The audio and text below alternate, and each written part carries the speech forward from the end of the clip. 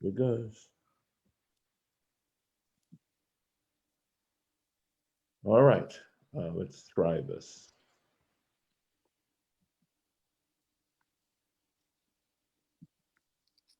And here goes the screen share.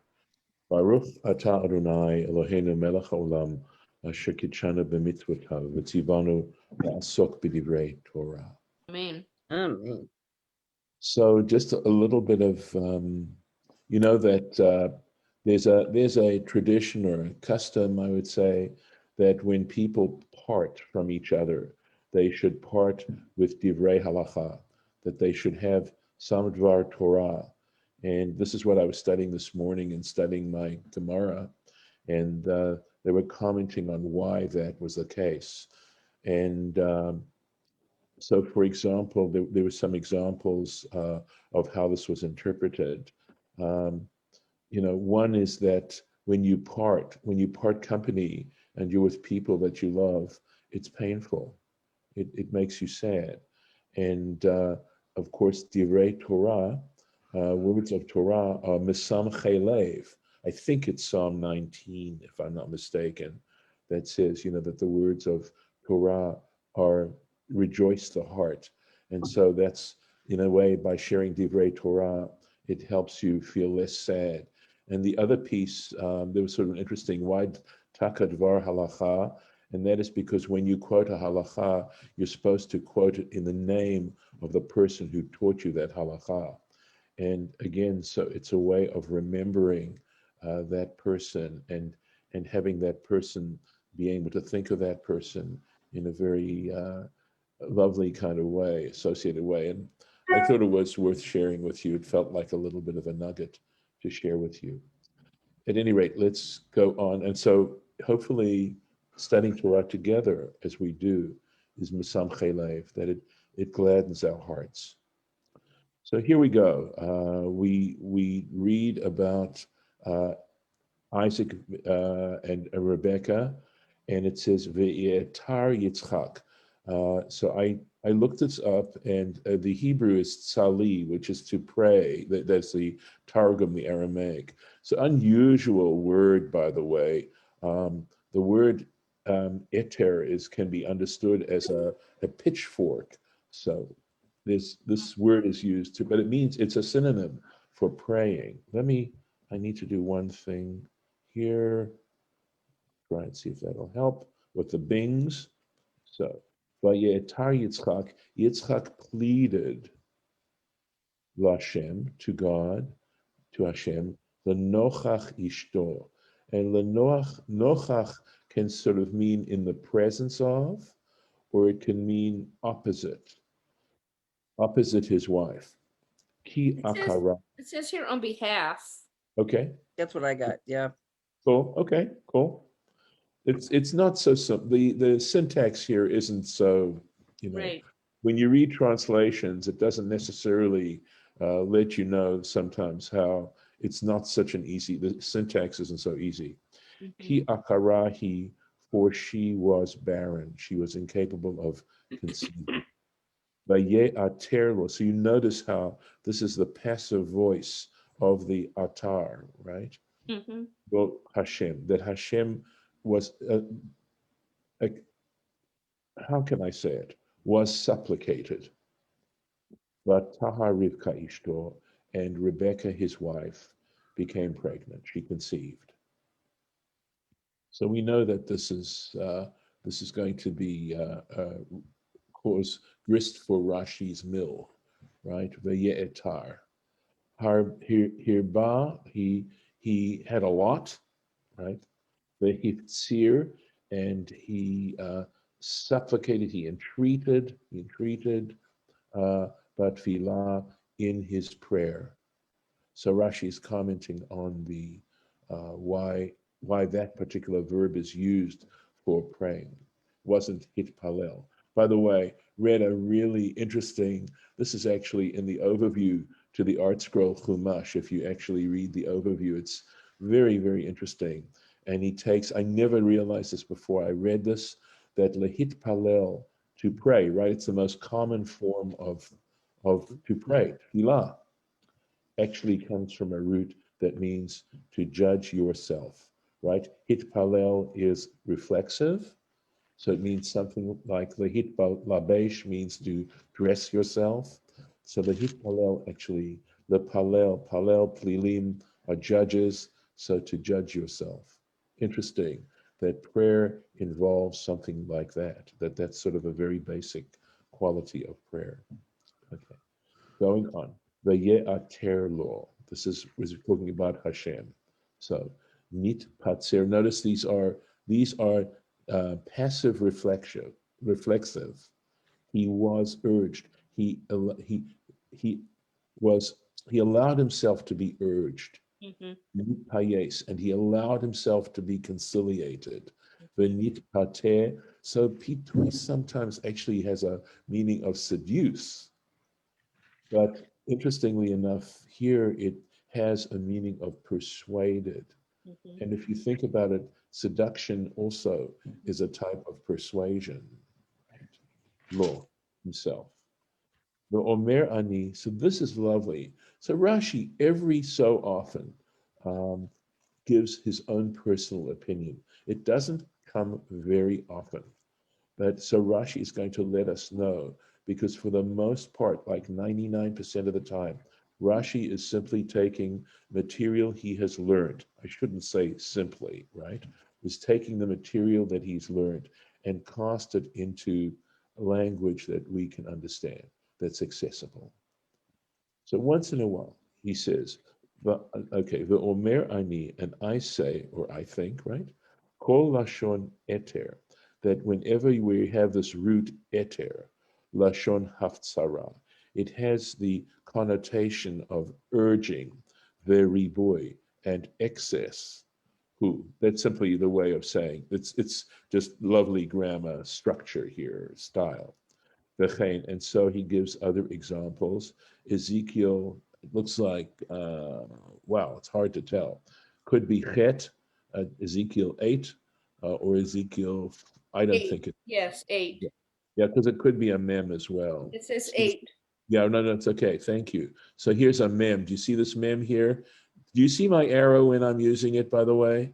Mhm, Here's my Yes, arrow. I mhm, see the cursor, yeah. M, right? There's an Uh-huh. M. mem. Yep. Is the chet. Look how similar they look. And Yeah, this is you're the right. chet. I This see is the that. chet, right? So, so Ezekiel chapter 8. Okay. Um, well, I'm not sure I can. If it says eter anan, if it's got the the punctuation, you can help me. It's The interesting. It says punctuation. a cloud of incense. Right, right. Well, this is et anan haktoret. Okay. Right. All right. So eter he uses the word eter regarding the cloud of incense, and so given Rashi's understanding of eter as meaning excess, it would mean a thick cloud of incense. Mm-hmm.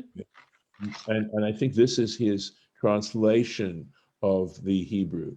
Marbit aliyat ashan. So the going up of the incense, the rising of the smoke Mm-hmm. was thick. There was a lot of it. V'chein, and so that's how you translate that, is what Rashi's telling us, or how you understand it. V'chein, Sham Lamed Hey, Ibid 35, so Ezekiel 35. He'etartem alai divrechem.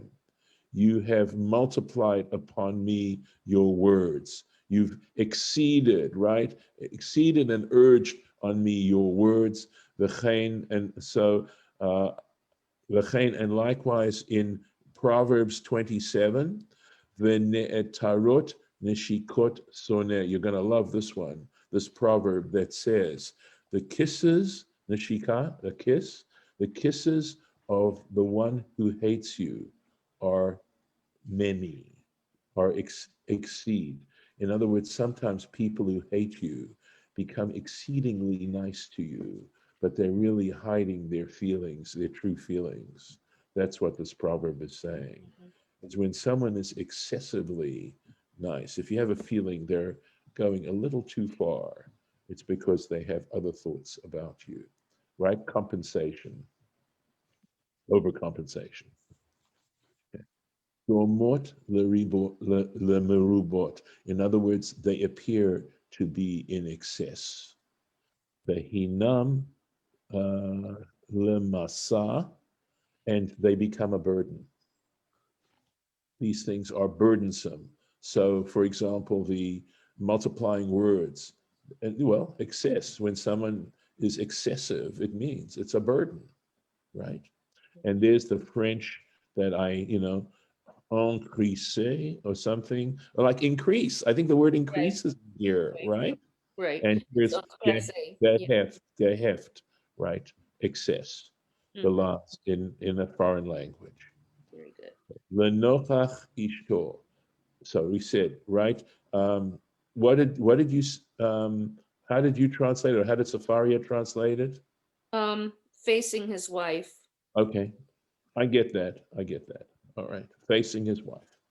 Ze omed bezavitzo, the one would stand in this corner, umit palel, and pray.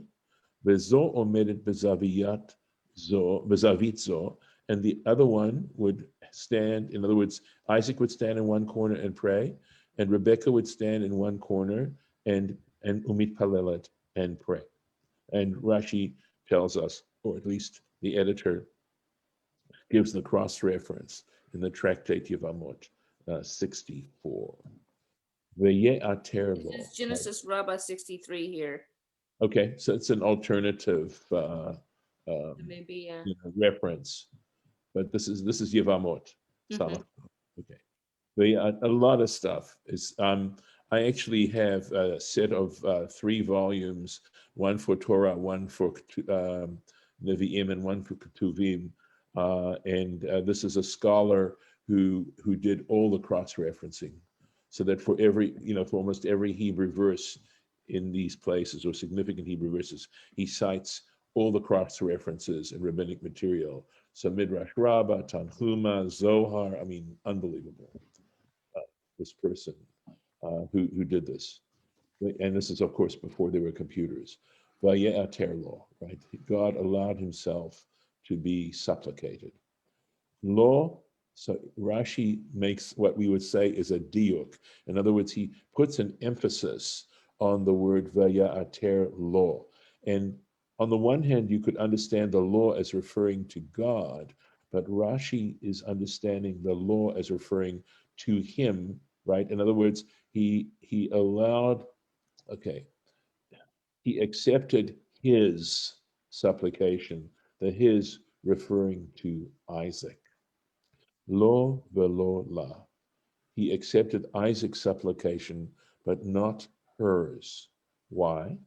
She'en domet filat tzaddik ben tzaddik, because the prayer of a tzaddik who is the son of a tzaddik, that filat tzaddik ben rasha, that cannot be compared to the tefillah of a tzaddik who is the child of a wicked person. The Lefichach lo velo la. And for this reason, it was to him and not to her. This is not a gender issue. This is No, it's not. it's It's right. yeah, So but the somebody who was brought up with wickedness would be, I would think, to overcome that would be wonderful. But oh well. I wouldn't say that it isn't. I wouldn't Yeah, say that that is it like isn't. So what's the not in takeaway? Rashi's world. No. Hear me out. Hear Okay. me out. If you think past that particular element, right, which is very good and true, Mm-hmm. what it does is it places a responsibility on us. In other words, to realize the effect, the effect that is both directly implied and subtly implied on our children. That our children are that what it creates then is a certain level of extensionality. We live in a society of, I think, of excessive individuality. I think the Torah tries to teach us right at the beginning that as individuals we have infinite worth, but it doesn't end there. And we need to recognize the relationship that we have to others. It's Hillel's famous quote, "Im ein ani li mi li." If I'm not for myself, then who will be for me? But then it says, but if I'm only for myself, then what am I? So we have to balance the recognition of our own personal value, simply sui generis, one of a kind, etc., but also the responsibility we hold towards others and the influence, the deep, deep influence Sorry, I can't get it to of it. mute. Sorry, am I too soft? You're mute, Golda. Okay. So that's the takeaway from this. Because Rebecca had no control over Laban or Betuel. And as Golda said, the fact that she was able to nevertheless be a tzaddik. But there we go. Here we are. I think we can take another one here. They're really interesting. Vayitrotzetsu habanim bekirba. And the children struggled in her womb. By the way, if I wanted This to, one has a lot of Rashi. yeah, well, do the best I can with it. Yeah. Vatomer, and she said, Im Cain, if that is the case, lama ze anochi, why am I? Why is this to me? Vatelech lidrosh et Hashem, and she went to consult Hashem. By the way, just a very quick reference back to the comment we just had. The fact that it says Vataha Rivka Ishto, that it says, and Rivka, his wife, became pregnant. I don't want to take a lot of time on that, but to my sense, I think in some ways supports Rashi's comment on the law, on the diuk. I think in some ways it does. All right, let's keep going because I think this next thing is cool. Vayitrotzatsu. Unusual word. I'll let me make sure I got this. Yes, okay. You have to say, al korchacha, against your will, you have to say, Hamikra hazeh omer darsheni. This scriptural passage says, interpret me, Shestam mahi ritzitza zo, because it doesn't tell you the details. It doesn't specify what this ritzitza was, what the struggling was.